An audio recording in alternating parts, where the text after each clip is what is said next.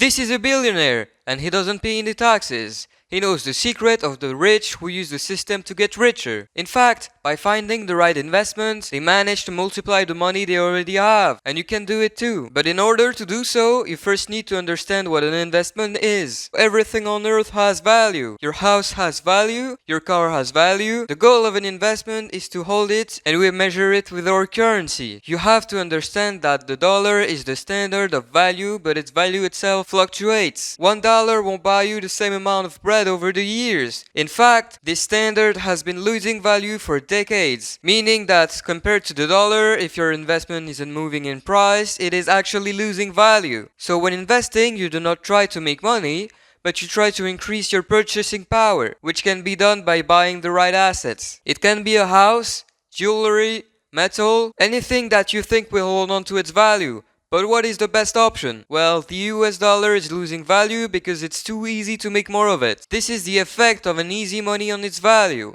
So we need to buy an asset that is hard to produce. Forget silver, wine and sneakers, those are false good idea. Gold, Bitcoin and land are way harder to produce and therefore they are scarcer, making them better store of value. The strategy of the rich people is to find their trophy asset, buy it, buy more and never sell. This has two benefits. They protect themselves from inflation and they avoid paying taxes because you only pay taxes when you sell. The key point here is to find an asset that continually gains value over time because not selling doesn't mean not increasing your purchasing power. Our trophy asset is Bitcoin. Lands are complex to hold and gold is more common than Bitcoin. In fact, Bitcoin goes up due to two factors: its fixed supply and its growing adoption. There will only be 21 million Bitcoin. Bitcoin is hard to produce and in fact at some point it will be impossible to create more. So this means that every millionaire in the world won't be able to afford a whole Bitcoin. But more importantly, this means that Bitcoin is not subject to inflation. When you add the second ingredient to that,